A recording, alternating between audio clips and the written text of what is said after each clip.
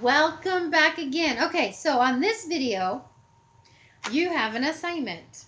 So what you need to do is you need to tell me, okay, how you think the prairie fire starts. Okay, so today we are going to read chapter, I forgot to look, 22, Prairie Fire. See, look how far we are in the book. Okay. So I'm hoping to finish the book up this week. That is my plan. Okay. All right. Here we go.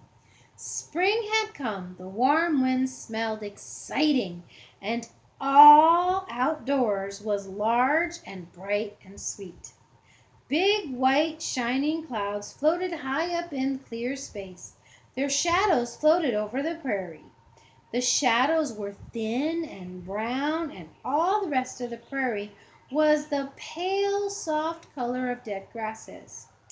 Pa was breaking the prairie sod with Pet and Patty hitched to the breaking plow. The sod was a tough, thick mass of grass roots.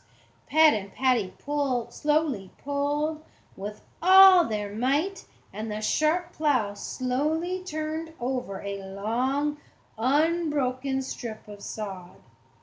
The dead grass was so tall and thick that it held up the sod.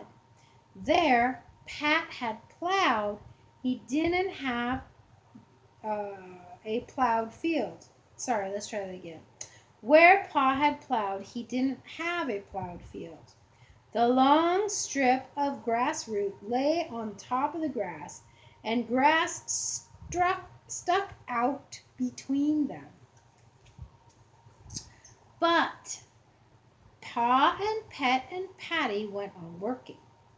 He said the sod potatoes and the sod corn would grow this year, and the next year the roots of the dead grass would be rotted. In 2 or 3 years he would have nicely plowed fields.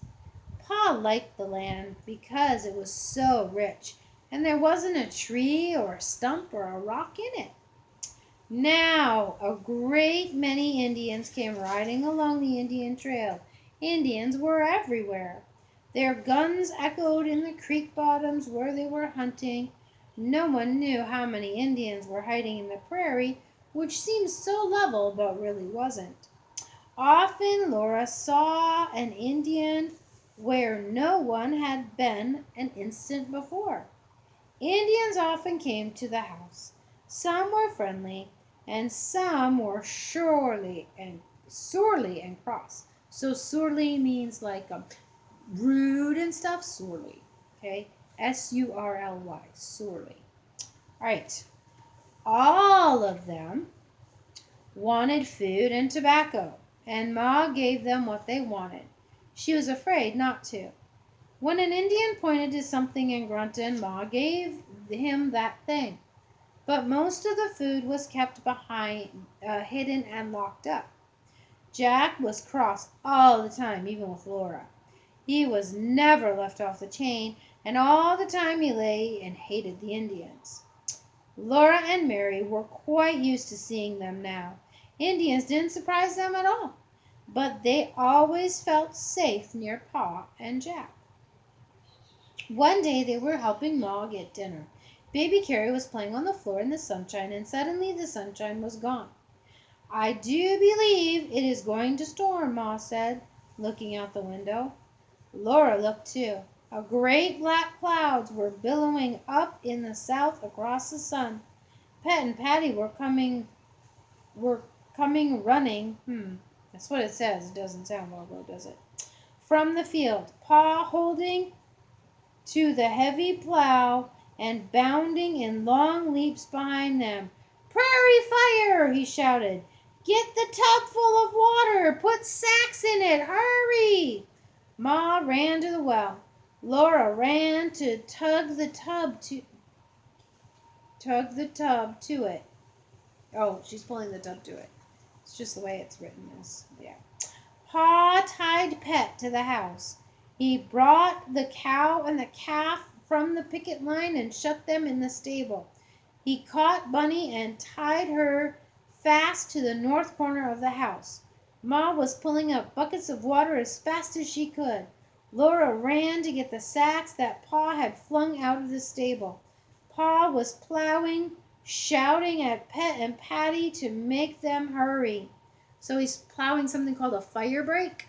So that's where you plow, get rid of the grass and all that, so that when it gets to just the ground, it has no more fuel to burn and it'll burn out. Okay, so that's what he's doing. The sky was black now. The air was dark, as if the sun had set.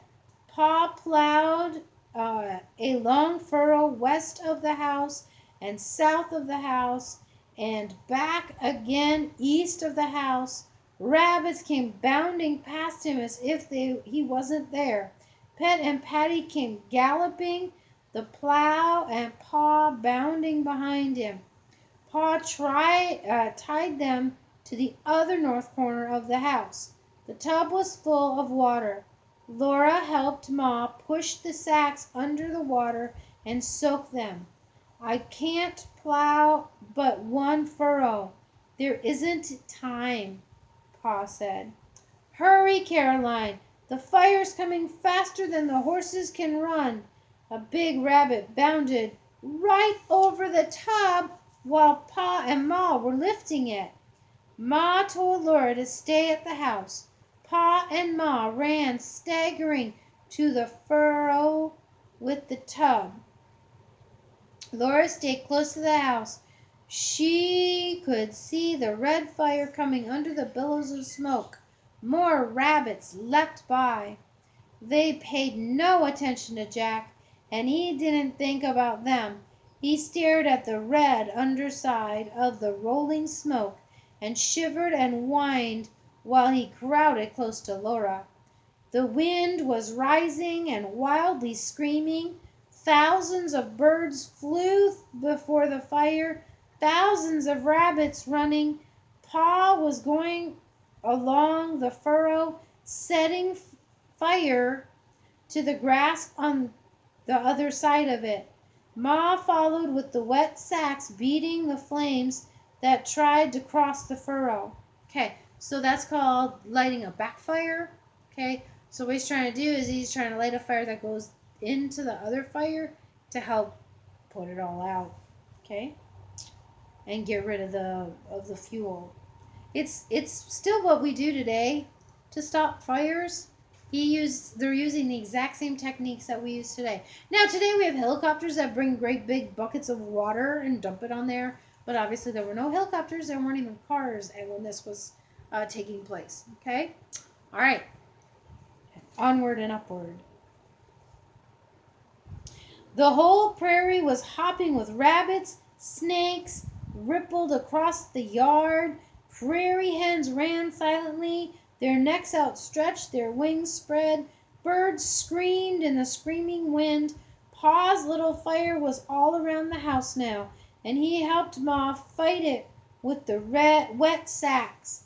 The fire blew wildly, snatching at the dry grass inside the furrows. Ma and Pa thrashed at it with the sacks. When it got across the furrow, they stomped it with their feet. They ran back and forth in the smoke, fighting the fire. The prairie fire was roaring now, roaring louder and louder in the screaming wind. Okay, so here's a picture. So this is the furrow here, and see all the animals running? Yeah, because they're trying to get away from the fire. And then Mary and Laura and Pa and Ma are out here, and this, of course, represents the fire. Okay? Great flames came roaring, flaring and twisting high. Twisting to twists of flames broke loose and came down on the wind to blaze up in the grass far ahead of the roaring wall of fire. A red light came from the rolling black clouds of smoke overhead. Mary and Laura stood against the house and held hands and trembled. Baby Carrie was inside the house.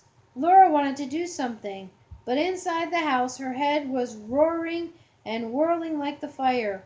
Her mind stood and tears poured out of her stinging eyes. Her eyes and her nose and her throat stung with smoke. Jack howled. Bunny and Pet and Patty were jerking at the ropes and squealing horribly. The terrible flames were coming faster than horses can run, and their quivering light danced over everything. Pa's little fire had made a black strip. The little fire went backing slowly away against the wind. It went slowly crawling to meet the racing, furious big fire, and suddenly the big fire swallowed the little one. The winds rose to a high, crackling, rushing shriek, flames climbing into the crackling air. Fire was all around the house. Then it was over. The fire went roaring past and away. Oh, I'm sorry, I didn't show you the picture.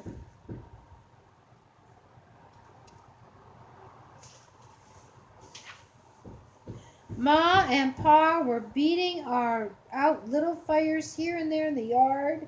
When they were all out, Ma came to the house and washed her hands and face. She was all streaked with smoke and sweat, and she was trembling. She said there was nothing to worry about. The back fire saved us, she said, and all's well that ends well. The air smelt scorched, and to the very edge of the sky the prairie was burned naked and black. Threads of smoke rose from it. Ashes blew on the wind. Everything felt different and miserable. But Pa and Ma were cheerful because the fire was gone and it had not done any harm. Pa said that the fire had not missed them far, but a miss is as good as a mile. He asked Ma, if I had come while I was in Independence, what would you have done? We would have gone to the creek with the birds and the rabbits, of course, Ma said. All the wild things on the prairie had known what to do. They ran and flew and hopped and crawled as fast as they could go to the water that would keep them safe from fire. Only the little soft, striped gophers had gone down deep into their holes, and they were the first to come up and look around at the bare, smoky prairie. Then out of the creek bottoms the birds came flying over, and a rabbit curiously hopped and looked.